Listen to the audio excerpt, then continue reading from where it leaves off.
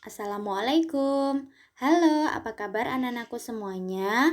Alhamdulillah, semoga kalian semua dalam keadaan sehat ya. Nah, hari ini kita akan belajar bahasa Indonesia kelas 6 tentunya. Sudah siap? Nah, anak-anakku semuanya, sebelum kita memulai pelajaran, alangkah lebih baiknya kalau kita berdoa terlebih dahulu. Yuk, kita sama-sama berdoa. Tangan diangkat, kepala ditundukkan. A'udzu billahi minasyaitonir rajim. Bismillahirrahmanirrahim. Raditu billahi robba wa bil islami dina wa bi Muhammadin nabiyyan wa rasula.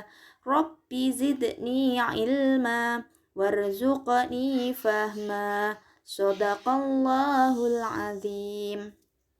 Alhamdulillah anak-anak, setelah kita berdoa, yuk kita akan melanjutkan pembelajaran berikutnya. Membuat teks laporan hasil pengamatan.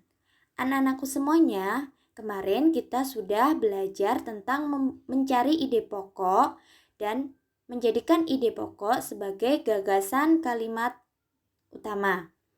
Saat kalian berada di suatu tempat, pernahkah kalian mengamati sesuatu dengan seksama? Ketika kamu mengamati keadaan suatu tempat dengan seksama dan sungguh-sungguh, kamu bisa mendapat banyak informasi. Misalnya, objek yang ada di sekitar, kegiatan yang ada di sekitar, dan suasana di sekitar. Semua informasi yang didapat dari pengamatan tersebut dapat dibuat menjadi sebuah teks laporan hasil pengamatan. Untuk mengetahui informasi dalam suatu teks laporan hasil pengamatan, kalian perlu lakukan membaca dengan seksama, mencermati teks, catat sebagai informasi yang penting. Nah, anak-anakku, teks laporan itu dibagi menjadi 3. Yang pertama, teks laporan bagaimana kita menyajikan informasi. Teks laporan bagaimana kita menyimpulkan informasi. Teks laporan menilai kesimpulan. 1. Menyajikan informasi. Nah, setelah membaca suatu teks laporan hasil pengamatan, kita dapat melakukan hal berikut dengan menjawab pertanyaan. Kapan pengamatan tersebut dilakukan? Bagaimana suasana atau keadaan objek yang diamati? Informasi apa yang terdapat dalam paragraf? Yang kedua, menyimpulkan informasi. Untuk membuat kesimpulan laporan hasil pengamatan, ada beberapa hal yang perlu diperhatikan, antara lain membaca keseluruhan teks, mencatat setiap informasi, menentukan ide pokok setiap paragraf, mencatat kata kunci pada laporan, membuat pernyataan sesuai informasi, ide pokok, dan laporan yang lebih ringkas. 3. Menilai kesimpulan teks laporan.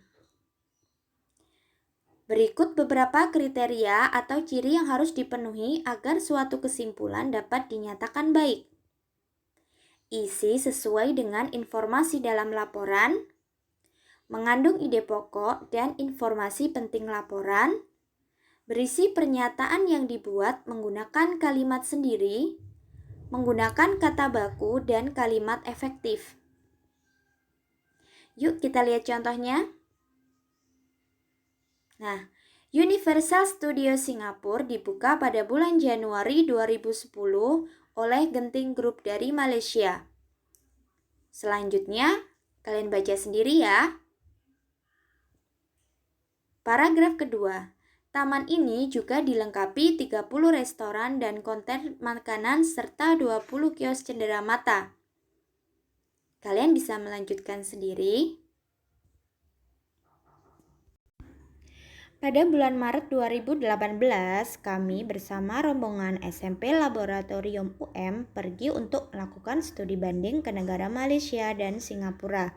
Karena ini kunjungan studi banding, tentunya kita tidak hanya berkunjung ke sekolah saja, namun kita diberi kesempatan untuk berjalan-jalan ke sebagian kota Singapura. Nah, kalian bisa melanjutkan sendiri ya. Ini adalah paragraf yang ketiga. Bagaimana bentuk teks laporannya? Nah, laporan teks hasil pengamatan, nama kegiatannya, pengamatan tempat wisata kelas dunia. Lokasi pengamatannya Universal Studio Singapura. Waktu pengamatannya Kamis 29 Juli 2021.